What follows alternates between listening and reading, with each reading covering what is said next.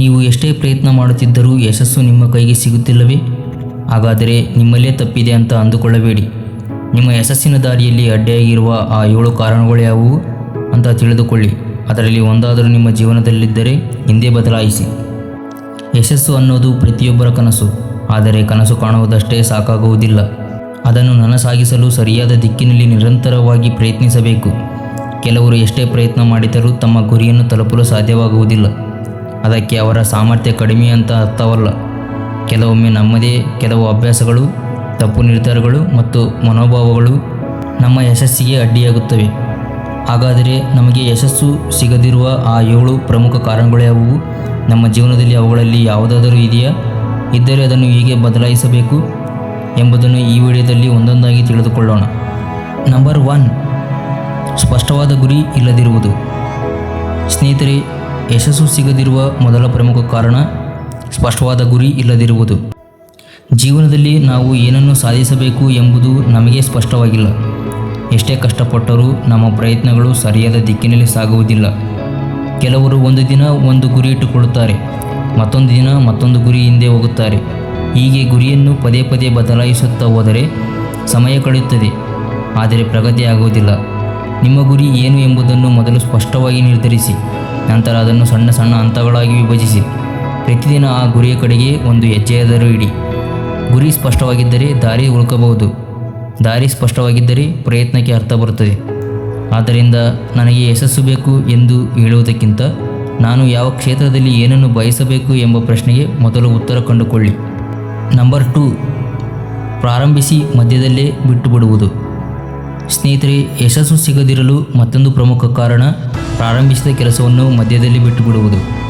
ಅನೇಕ ಜನರು ಹೊಸ ಕೆಲಸವನ್ನು ತುಂಬ ಉತ್ಸಾಹದಿಂದ ಪ್ರಾರಂಭಿಸುತ್ತಾರೆ. ಮೊದಲ ಕೆಲವು ದಿನಗಳು ಅಥವಾ ವಾರಗಳು ತುಂಬ ಶ್ರಮಿಸುತ್ತಾರೆ.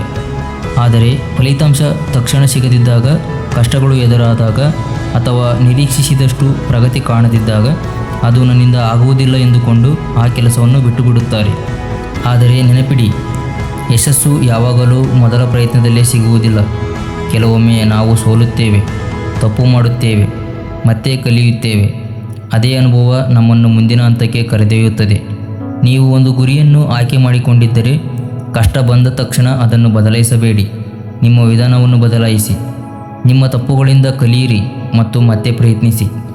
ಪ್ರಾರಂಭಿಸುವವರು ಹಲವರು, ಆದರೆ ಕೊನೆಯವರೆಗೂ ಪ್ರಯತ್ನಿಸುವವರೇ ಯಶಸ್ಸನ್ನು ಕಾಣುತ್ತಾರೆ. ನಂಬರ್ 3, ಶಿಸ್ತಿನ ಕೊರತೆ.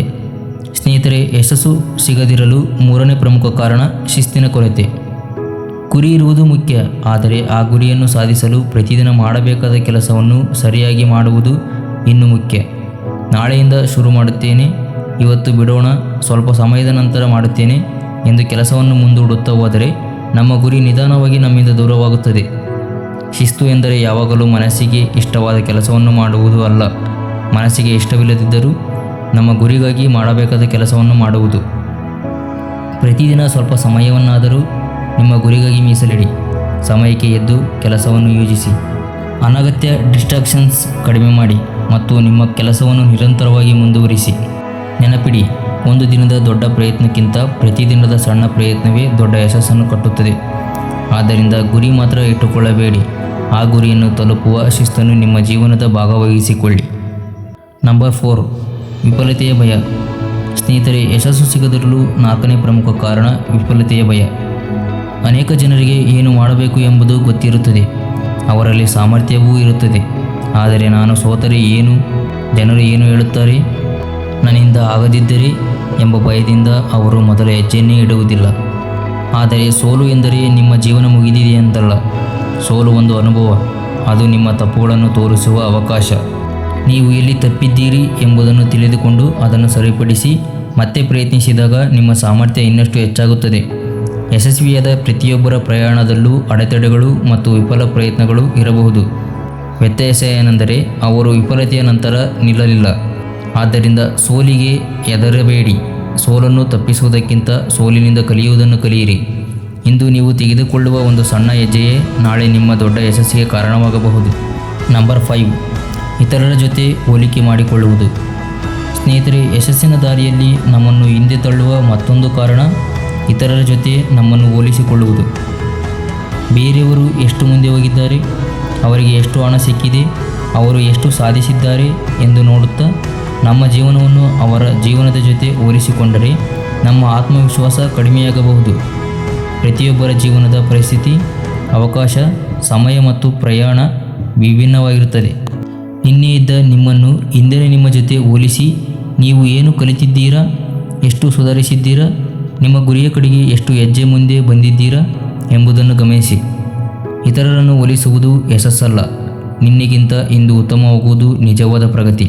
ಆದ್ದರಿಂದ ಬೇರೆಯವರ ಪ್ರಯಾಣವನ್ನು ನೋಡಿ ನಿರಾಶರಾಗಬೇಡಿ, ಅವರ ಯಶಸ್ಸಿನಿಂದ ಸ್ಫೂರ್ತಿ ಪಡೆಯಿರಿ, ಆದರೆ ನಿಮ್ಮ ದಾರಿಯಲ್ಲಿ ನಿಮ್ಮ ವೇಗದಲ್ಲಿ ಮುಂದೆ ಸಾಗಿರಿ. ನಂಬರ್ 6, ಹೊಸದನ್ನು ಕಲಿಯದಿರುವುದು. ಸ್ನೇಹಿತರೆ, ಯಶಸ್ಸು ಸಿಗದಿರಲು 6ನೇ ಪ್ರಮುಖ ಕಾರಣ ಹೊಸದನ್ನು ಕಲಿಯುವುದನ್ನು ನಿಲ್ಲಿಸುವುದು. ಜಗತ್ತು ಪ್ರತಿದಿನ ಬದಲಾಗುತ್ತಿದೆ. ಹೊಸ ತಂತ್ರಜ್ಞಾನ, ಹೊಸ ಅವಕಾಶಗಳು ಮತ್ತು ಹೊಸ ಕೌಶಲ್ಯಗಳು ಬರುತ್ತಿವೆ. ಆದರೆ ನಾವು ಒಂದೇ ರೀತಿಯಲ್ಲಿ ಯೋಚಿಸುತ್ತಾ ಹೊಸ ವಿಷಯಗಳನ್ನು ಕಲಿಯದೇ ಇದ್ದರೆ ನಮ್ಮ ಬೆಳವಣಿಗೆ ನಿಧಾನವಾಗಬಹುದು. ಯಶಸ್ಸು ಪಡೆಯಲು ಕೇವಲ ಕಷ್ಟಪಡುವುದು ಸಾಕಾಗುವುದಿಲ್ಲ. ಸರಿಯಾದ ಜ್ಞಾನವನ್ನು ಪಡೆದು ನಮ್ಮ ಕೌಶಲ್ಯವನ್ನು ನಿರಂತರವಾಗಿ ಸುಧಾರಿಸಬೇಕು. ಪ್ರತಿದಿನ ಹೊಸದೊಂದು ವಿಷಯ ಕಲಿಯಿರಿ, ಪುಸ್ತಕ ಓದಿ, ಅನುಭವಗಳಿಂದ ಕಲಿಯಿರಿ, ನಿಮ್ಮ ತಪ್ಪುಗಳನ್ನು ಗಮನಿಸಿ ಮತ್ತು ನಿಮ್ಮ ಕ್ಷೇತ್ರದಲ್ಲಿ ಹೊಸ ವಿಷಯಗಳನ್ನು ತಿಳಿದುಕೊಳ್ಳಿ. ನೆನಪಿಡಿ, ಕಲಿಯುವುದನ್ನು ನಿಲ್ಲಿಸಿದ ದಿನದಿಂದ ಬೆಳವಣಿಗೆಯು ನಿಧಾನವಾಗುತ್ತದೆ. ಆದ್ದರಿಂದ ಯಶಸ್ಸು ಬೇಕೆಂದರೆ ನಿಮ್ಮ ಗುರಿಯ ಜೊತೆಗೆ ನಿಮ್ಮ ಜ್ಞಾನ ಮತ್ತು ಕೌಶಲ್ಯಗಳನ್ನು ಪ್ರತಿದಿನ ಬೆಳೆಸಿಕೊಳ್ಳಿ. ನಂಬರ್ 7, ತಾಳ್ಮೆಯ ಕೊರತೆ. ಸ್ನೇಹಿತರೆ, ಯಶಸ್ಸು ಸಿಗದಿರಲು 7ನೇ ಪ್ರಮುಖ ಕಾರಣ ತಾಳ್ಮೆಯ ಕೊರತೆ. ಇಂದಿನ ದಿನಗಳಲ್ಲಿ ಎಲ್ಲವೂ ಬೇಗ ಸಿಗಬೇಕು ಎಂಬ ನಿರೀಕ್ಷೆ ನಮ್ಮಲ್ಲಿದೆ. ನಾವು ಒಂದು ಕೆಲಸವನ್ನು ಪ್ರಾರಂಭಿಸಿ ಕೆಲವೇ ದಿನಗಳಲ್ಲಿ ಫಲಿತಾಂಶ ಬರಬೇಕು ಎಂದುಕೊಳ್ಳುತ್ತೇವೆ. ಫಲಿತಾಂಶ ತಡವಾದಾಗ ನಿರಾಶರಾಗಿ ಆ ಕೆಲಸವನ್ನೇ ಬಿಟ್ಟು ಬಿಡುತ್ತೇವೆ. ಆದರೆ ನಿಜವಾದ ಯಶಸ್ಸು ಒಂದೇ ದಿನದಲ್ಲಿ ಸಿಗುವುದಿಲ್ಲ. ಸಣ್ಣ ಸಣ್ಣ ಪ್ರಯತ್ನಗಳು, ನಿರಂತರ ಪರಿಶ್ರಮ ಮತ್ತು ತಾಳ್ಮೆಯಿಂದ ದೊಡ್ಡ ಫಲಿತಾಂಶ ನಿರ್ಮಾಣವಾಗುತ್ತದೆ. ತಾಳ್ಮೆಯಿಂದ ಮುಂದುವರಿಯುವವನಿಗೆ ತಡವಾಗಬಹುದು, ಆದರೆ ತನ್ನ ಪ್ರಯತ್ನವನ್ನು ಸರಿಯಾದ ರೀತಿಯಲ್ಲಿ ಮುಂದುವರಿಸಿದರೆ ಯಶಸ್ಸಿನ ಅವಕಾಶ ಹೆಚ್ಚುತ್ತದೆ. ನೆನಪಿಡಿ, ಯಶಸ್ಸು ಸಿಗುತ್ತಿಲ್ಲ ಎಂದರೆ ನೀವು ಸೋತಿದ್ದೀರಿ ಎಂದಲ್ಲ. ನಿಮ್ಮ ವಿಧಾನವನ್ನು ಬದಲಿಸಿ, ಕಲಿತು ಮತ್ತೆ ಪ್ರಯತ್ನಿಸಬೇಕೆಂಬ ಸೂಚನೆ ಆಗಿರಬಹುದು.